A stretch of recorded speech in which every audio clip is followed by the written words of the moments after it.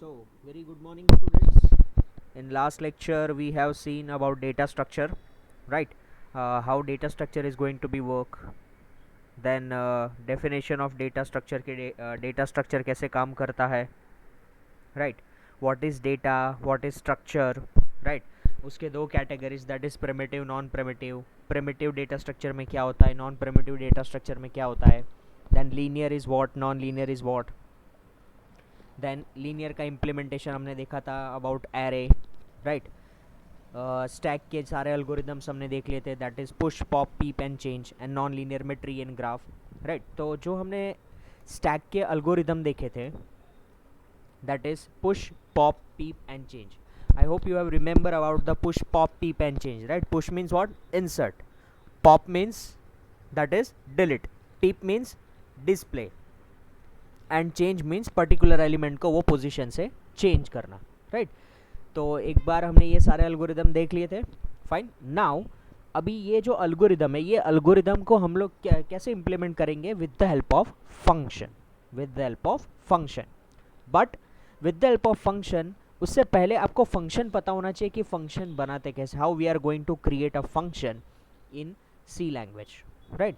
Because ये सारे के सारे जो अल्गोरिदम के स्टेप्स है वो हम लोग किस में बनाएंगे, फंक्शन में बनाएंगे with the help of switch case. Switch case का यूज़ करके हम लोग ये फंक्शन बनाएंगे. Press 1 for push, press 2 for pop, press 3 for peep and press 4 for the change and last press 5 for the display.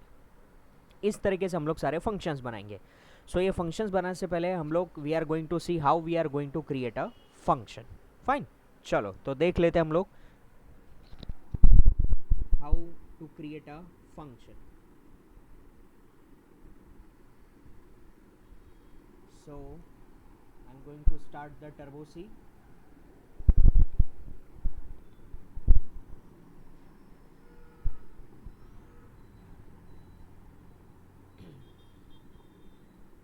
So function बनाने के basically 3 steps है. पहला step that is function declaration. सबसे पहले हम लोग हेडर फाइल इंक्लूड कर देते हैं stdio.h and hash include cuneo.h.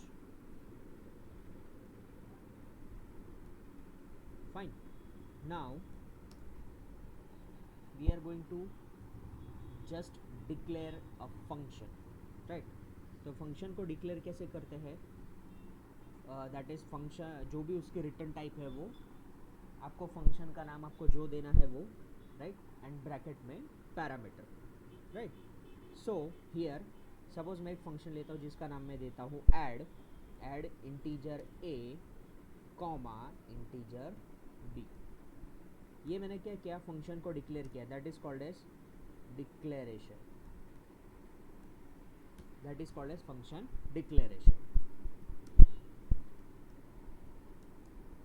Right.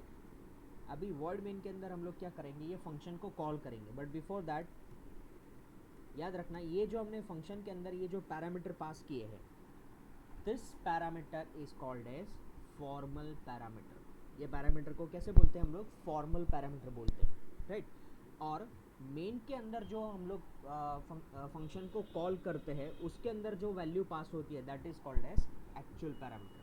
So that is called as actual parameter, right. यहाँ पे दो वेरिएबल डिक्लेयर कर दिए, CLR SCR HCH. यहाँ पे यूज़र के पास इनपुट ले लेते हैं that is printed. Enter the value of a, right. Similar %d comma ampersand a. वैसे ही we are going to take the value of b.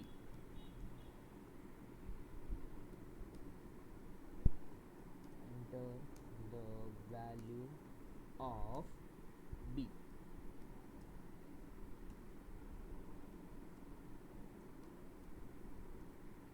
comma and sign b. Simple. अभी दो number का addition करते हैं that is c is equals to a plus b. But ये नहीं करना, हमें क्या करना है, फंक्शन को कॉल करना है, बिकॉज अभी हमारी जो भी एक्टिविटी होगी that will be happen with the help of function. सारी की सारी चीज़ हम लोग कैसे करेंगे? With the help of function.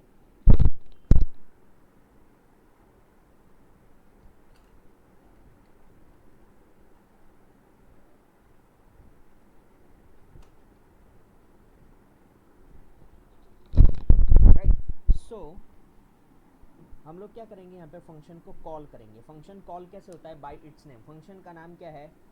Add, bracket में जो पैरामीटर्स है a कॉमा बी वो हम लोग लिखेंगे। उसकी टाइप लिखने की ज़रूरत नहीं, we have to just write the value a comma b. इसको क्या कहते हैं? कॉलिंग। फंक्शन को कॉल करना। राइट, 3 स्टेप है। पहला स्टेप, फंक्शन को डिक्लेयर करो। कहाँ पे डिक्लेयर करो? वॉइड मेन के बाहर फंक्शन को डिक्लेयर किया। सेकेंड, फंक्शन को कॉल करो। फंक्शन को कॉल कैसे करते हैं? Bye it's name. फंक्शन का नाम क्या है? Add, see this one is the name, right, add. और जो पैरामीटर हमने पास किए हैं a कॉमा बी, उसकी टाइप लिखने की ज़रूरत नहीं है, राइट। एंड उसके बाद final step that is function body. अभी फंक्शन बॉडी में क्या आएगा? एक आपको सिंपल शॉर्टकट बता देता हूँ। ये जो लाइन है ना, बस इसको एज इट इज़ कॉपी कर दो, सिर्फ सेमीकोलन निकाल दो। फंक्शन बॉडी कैसे बनाते हैं? Void add integer a comma integer b, बना दिया। अब इसके अंदर हम लोग क्या करेंगे? जो भी हमारा मेन प्रोग्राम का लॉजिक आता है, वो प्रोग्राम के लॉजिक में क्या आएगा? c is equals to a plus b, because हम लोग एडिशन कर रहे हैं, राइट। यहाँ पे c को डिक्लेयर कर दो, integer c, then print f slash n slash t, sum is percentage d comma c। That's it, our program is over. और इसको क्या कहते हैं? That is function body. That is called as function body, right. Now you can see the enter the value of a। यहाँ पे मैं value डाल देता हूँ, for example 50। Enter the value of b, suppose I am entering the value of b is 45, so you will get answer is 60. Getting? So with the help of this you can create your own user defined function. बस अभी ये same concept हमें किस में use करना है? In our operation that is push pop peep and change, right. So हम लोग देख लेते हैं। I have created, because it will take too much time, so rather than this I have created one stack operation, so I will show you। उससे पहले आपको stack का पूरा प्रोग्राम याद होना चाहिए, राइट। तो स्टैक के अंदर सबसे पहले हमने देखा था, चलो फटाफट एक बार रिकॉल कर लेते हैं, राइट। तो सबसे पहले स्टैक अगर आपको याद होगा तो हमने स्टैक के अंदर पहला ऑपरेशन देखा था, that is push operation. Push means what? Insert. तो इंसर्ट में क्या करते थे हम लोग? एक टॉप पॉइंटर लेते थे, राइट। टॉप पॉइंटर की हेल्प से हम लोग सबसे पहले क्या चेक करते थे? ओवरफ्लो। मैंने आपको लास्ट लेक्चर में बताया था। सिंपल, आप ऐसा याद रखो कि आप जब भी इंसर्ट करने जाओ तो सबसे पहले चेक करो ओवरफ्लो, राइट, और बाकी सारे एल्गोरिदम में अंडरफ्लो, राइट। तो सबसे पहले हम लोग चेक करते हैं overflow. Overflow that will be the top most position, right. मैंने आपको पेंट में एक्सप्लेन किया था, होप आपको याद होगा। एक बार वापस से देख लेते हैं फिर भी।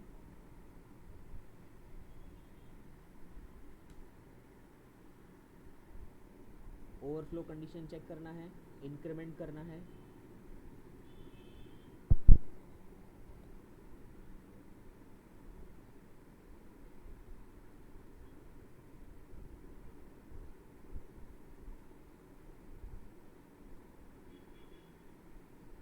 This is our stack.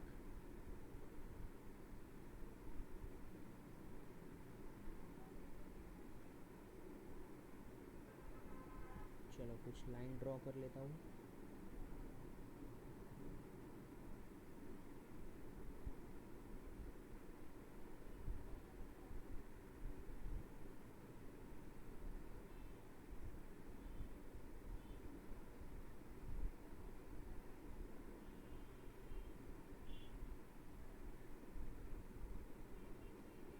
Right, सबसे last position that will B 0th position, हमने वो देखा था,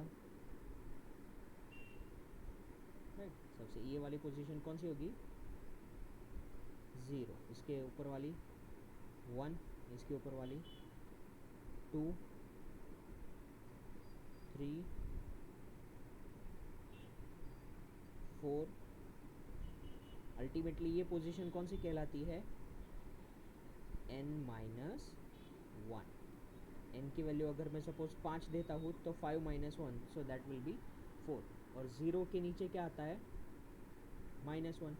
तो सबसे पहले हम लोग टॉप को कहाँ पे सेट करने वाले हैं, -1 पोजीशन पे। So top will be here. आपको याद होगा, ये हमने लास्ट लेक्चर में किया था। ये पूरे कंटेंट को क्या कहते हैं, s कहते हैं।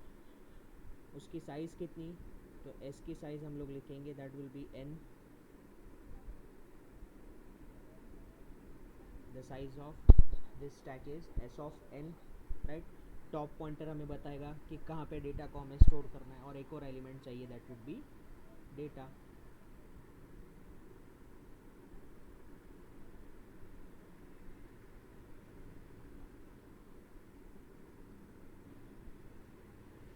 राइट, चलो। तो सबसे पहले हम लोग क्या चेक करते हैं, ओवरफ्लो, कि अगर ओवरफ्लो है, अगर मैं इंसर्ट कर रहा हूँ और मेरा सपोज टॉप यहाँ पे पहुँच गया, तो मैं क्या चेक करूँगा, s of if top is equals to n-1, तो प्रिंट है ओवरफ्लो, राइट। यानी सपोज यहाँ पे डेटा अवेलेबल है, ये 4th पोजीशन पे डेटा अवेलेबल है, राइट। तो ये मुझे क्या मैसेज बताएगा, overflow. Why, because there is a data is available on the 4th position. 4th means what, n-1। लेकिन बाय डिफ़ॉल्ट वो स्टार्टिंग में कहाँ पे होता है, -1 पोजीशन पे। यानी हम लोग जब भी प्रोग्राम करते हैं ना, तो बाय डिफ़ॉल्ट मुझे उसको कहाँ पे सेट करना पड़ता है, -1 पोजीशन पे मुझे उसको सेट करना पड़ता है। मैं आपको दिखाऊंगा program, I will show you.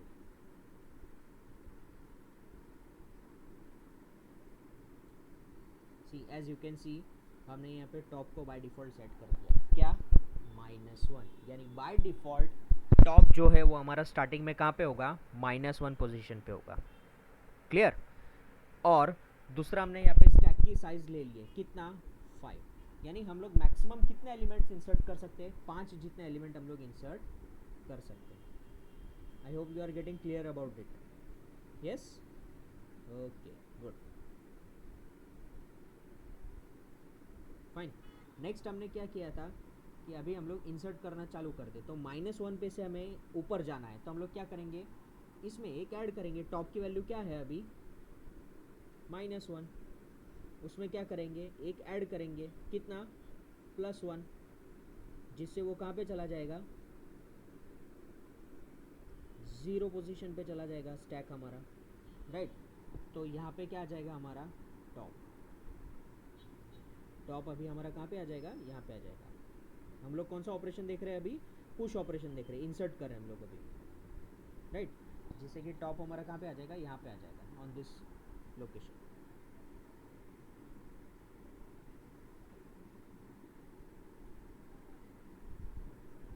Getting this, चलो। अभी हमें क्या करना है, यहाँ पे पहला एलिमेंट इंसर्ट करना है, कहाँ पे, तो एस की टॉप पोजीशन पे।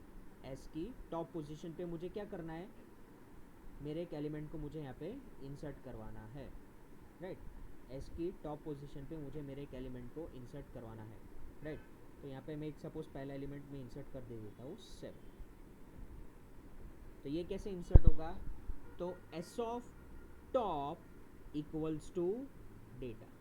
गेटिंग दिस, क्या लिखेंगे हम लोग, एस की कौन सी पोजीशन, टॉप पोजीशन पे,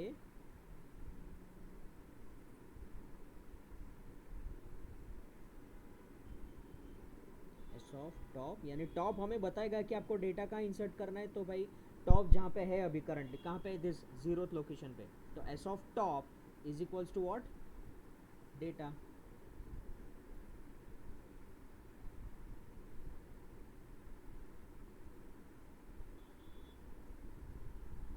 आई hope you are getting clear about it, right. बस, तो यही चीज़ है हमने एल्गोरिदम में इम्प्लीमेंट की है। I will show you.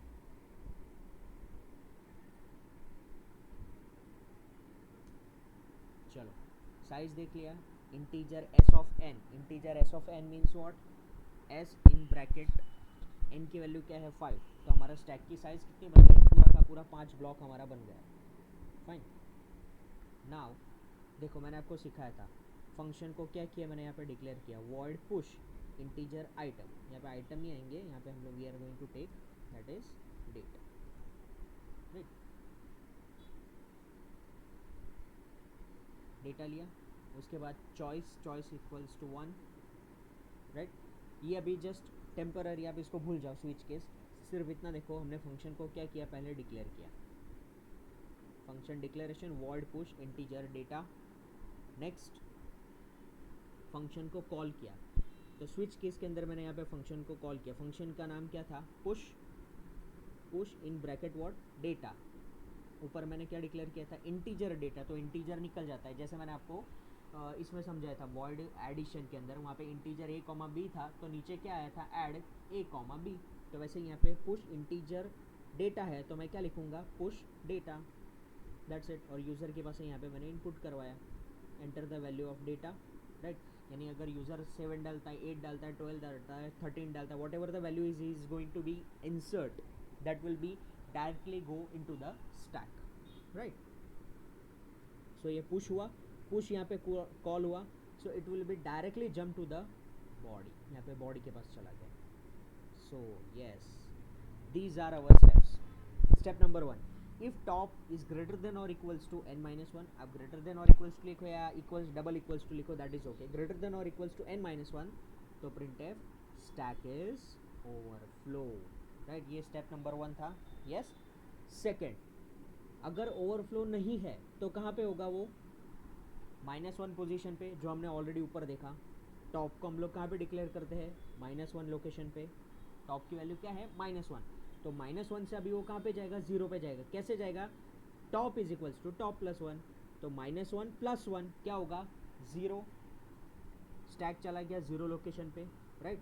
अभी 0 लोकेशन पे हम लोग क्या करते हैं, डेटा को इंसर्ट करते हैं, तो s of top is equals to data, getting this, s of top is equals to data, यानी हमें जो भी वैल्यू इंसर्ट करनी है, सपोज मुझे पहली वैल्यू इंसर्ट करनी है, तो वो मेरी कहाँ पे स्टोर होगी, s ऑफ 0 पे, यानी s ऑफ टॉप पे, तो मेरी वैल्यू क्या इंसर्ट हो जाएगी वहाँ पे 11, that's it, isn't it simple.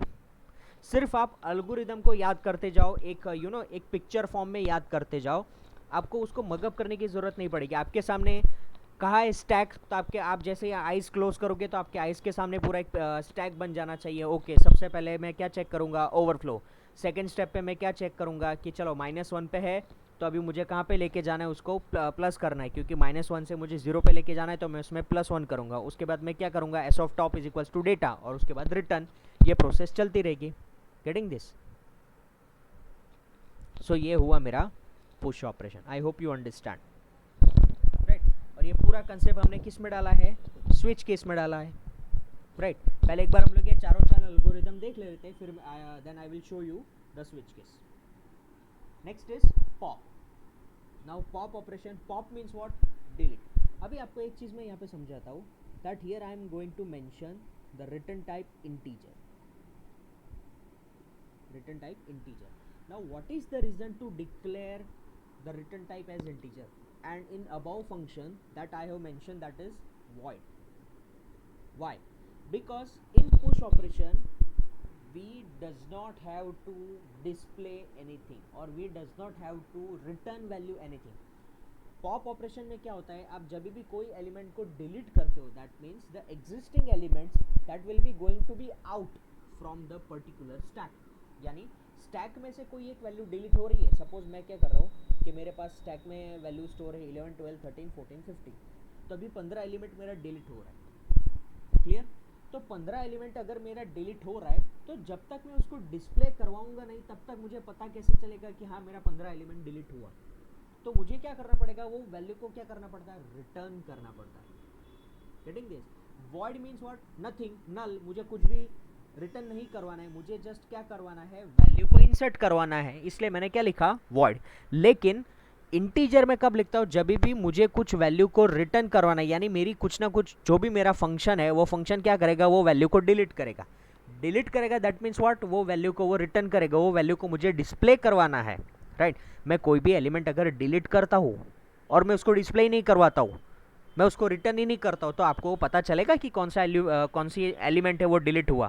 No, that's way I have to mention integer that would be return, यानी ये क्या करेगा, ये वैल्यू को रिटर्न करेगा,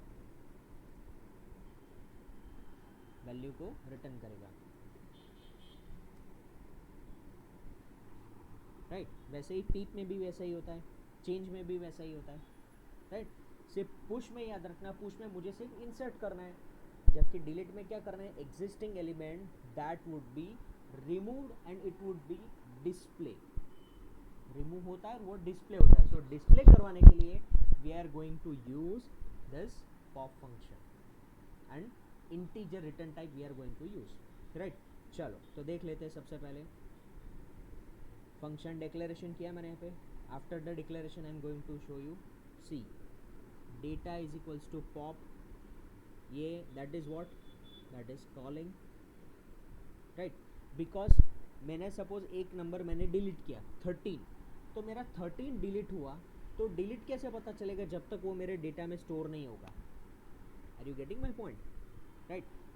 पॉप फंक्शन क्या करेगा, वैल्यू को रिटर्न करेगा, क्लियर। तो फंक्शन जब भी वैल्यू को रिटर्न करता है तो उसको रिसीव करने वाला एक पैरामीटर चाहिए होता है। चलो इसके लिए मैं आपको एक एग्जांपल समझाता हूँ, जिससे ये आपको ये कॉन्सेप्ट एकदम क्लियर हो जाएगा। ऐड वाला ही हम लोग एग्जांपल ले लेते हैं।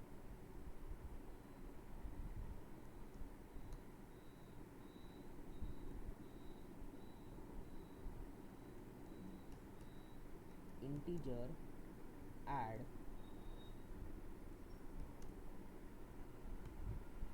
तो फिर जस्ट ऐसे ही, just compare this example with our pop operation, okay. ये मैंने क्या किया, declaration,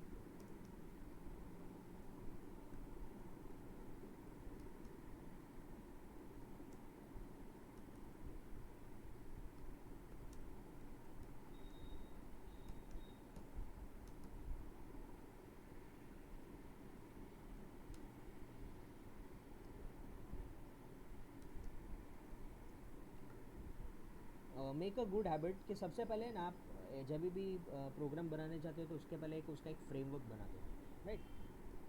integer a comma B,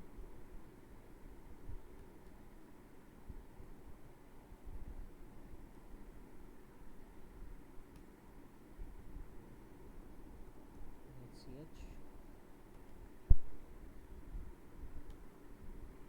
printf,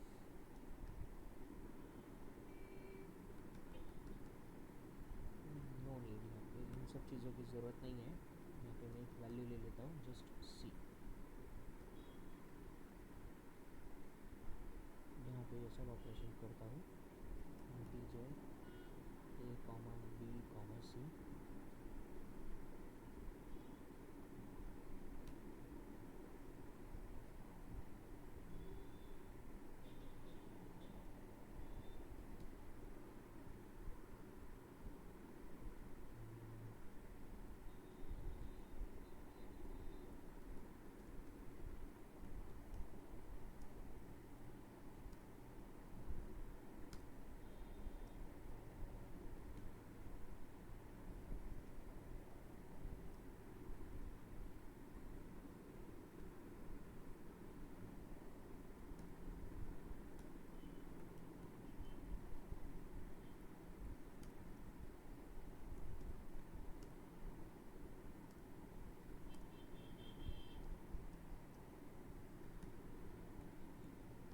scanf percentage D comma and सन बी,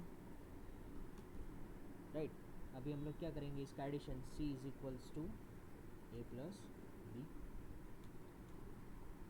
अभी यहाँ पे मैं क्या करूँगा, मेक श्योर कि ये वैल्यू को मैं रिटर्न करूँगा,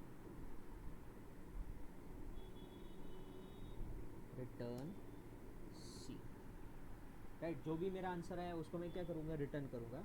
और यहाँ पे एक रिसीवेबल पैरामीटर में रखूँगा, यानी मेरा यहाँ पे जो भी एडिशन हुआ दो वैल्यू मैंने इनपुट लिया, उन दोनों का एडिशन हुआ, एडिशन होने के बाद क्या होगा, ये वैल्यू रिटर्न होगी यहाँ से, राइट। यानी यहाँ पे लिया मैंने 10, यहाँ पे लिया मैंने 20, आंसर आया 30।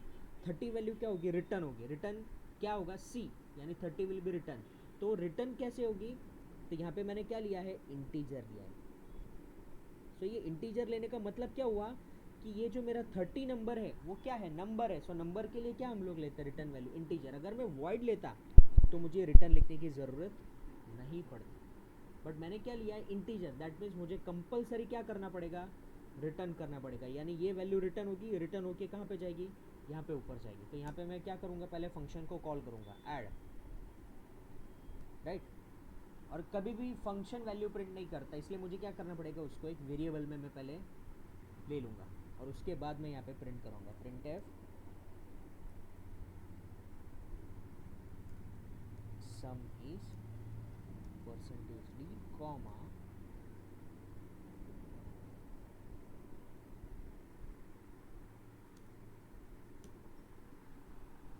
सॉरी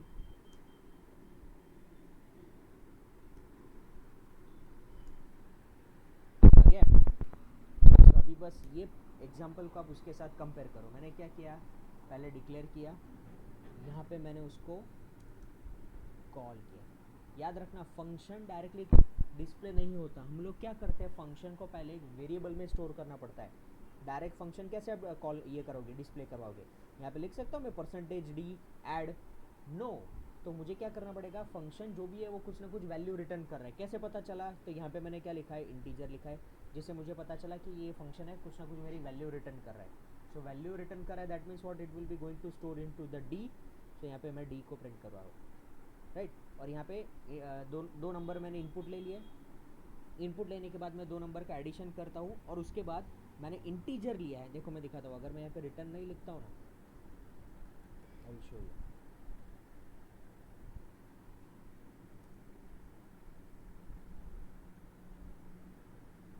अगर मैं यहाँ पे इंटीजर नहीं लिखता हूँ तो what is going to be happen,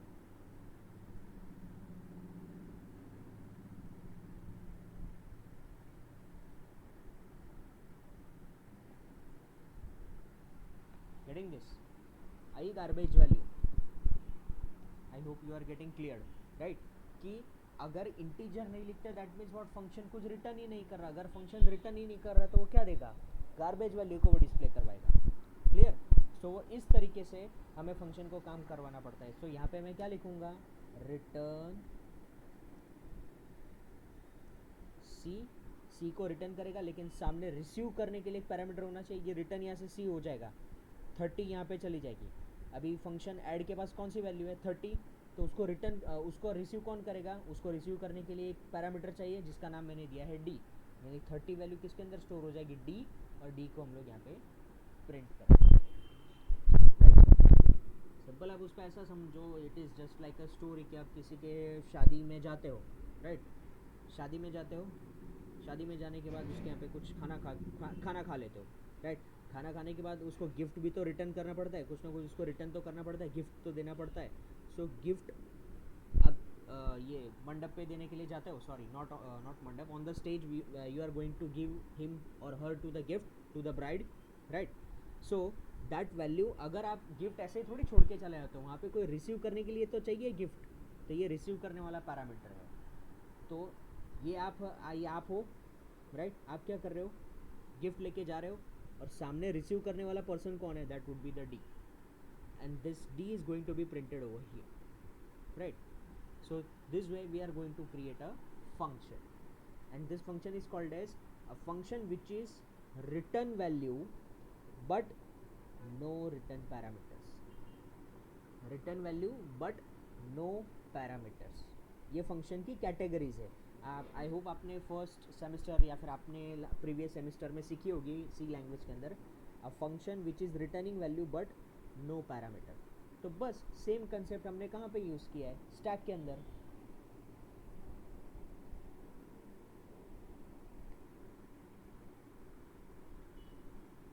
देखो